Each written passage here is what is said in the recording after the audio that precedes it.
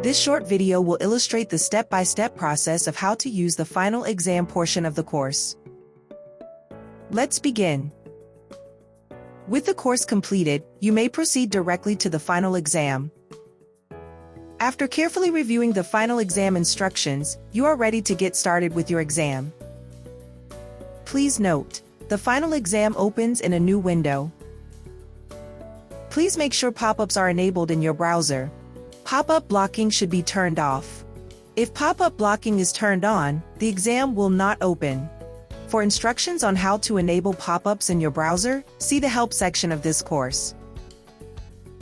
To start the final exam, click on the red Start Final Exam button. This button will open a new window. It is important that you only click the Start Final Exam button once. When the exam opens, the timer starts. As you work through the exam, you may want to return to the course.